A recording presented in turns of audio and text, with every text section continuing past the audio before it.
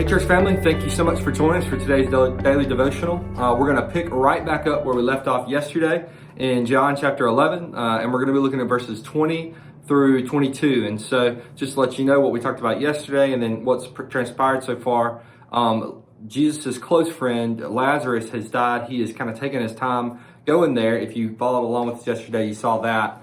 And so now Jesus will be confronted by Mary and Martha, Lazarus' sisters. And so we'll go ahead and read this real quick, and then I want us to jump in. So starting in verse 20 of chapter 11 in John, it says, "As soon as Martha heard that Jesus was coming, she went to meet him, but Mary remained seated in the house. Then Martha said to Jesus, 'Lord, if you had been here, my brother wouldn't have died.'" Now, I want to stop there. We are going to read into that next verse, and if you're like me, you know, especially even after we read this next verse, you're going to be kind of left on a cliffhanger. I do think it's important that we see something that's going on here in Martha, right? So Martha is so anxious. She's been awaiting Jesus to get here, waiting for his arrival, knowing that he alone could raise her brother from the dead. And Jesus has come 4 days late. And so instead of waiting for Jesus to get to the house, she hears that he's coming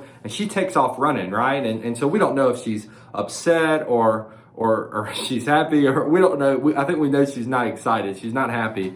But she shows up, and the first thing she says is, "Lord, if you had been here, my brother wouldn't have died." We see almost like a discontent with Jesus, with his decision to wait longer, his decision to allow Lazarus to die. And there's a couple things she's acknowledging here. One is that Jesus and Jesus alone have the ability to raise Lazarus from the dead. So she knows that he could have, otherwise she wouldn't be upset that he hadn't have been there. And I think that alone is a key point that we need to understand from this passage, that Jesus had the power to raise people from the dead. He had done it before, even now.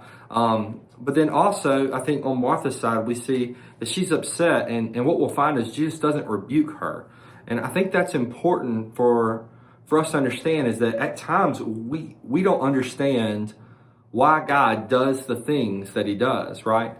Again, I've said this before here, his ways are not our ways, his thoughts are not our thoughts. And so why God allows certain things to happen or causes certain things to happen that we may look as bad, right, as negative, he may at times look as positive, as ways to grow us in our faith. I was reading even today about an article by Paul Tripp that talked about how sometimes grace can seem negative to us, but on the other side of the situation, we see that God has used it to grow us and make us better than who we were. And so I think it's important for us to understand that it's all right to be upset with how things are playing out when we don't understand them. It's okay to question and say, Jesus, why did you allow this to happen? God, why did you allow this to happen? But here's a key here in verse 22 that is so important to this passage and so important to that idea of us saying, Jesus, why? And that is here in verse 22. It says, "Yet even now I know that whatever you ask from God, God will give you." So Martha's questioning, man, Jesus, where were you? Why weren't you here? You know, you could have saved him. But she doesn't deny his sovereignty. She doesn't deny his ability to do whatever it is that he wants to do.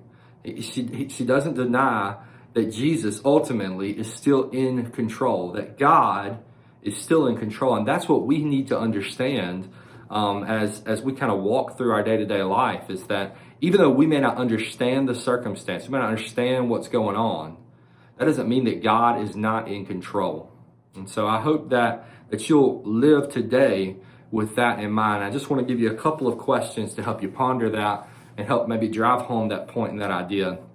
And those questions are, when have you been upset that God didn't answer your requests the ways you wanted? And then the second question, how have you seen God bring good from a difficult situation? So thank you so much for joining us today.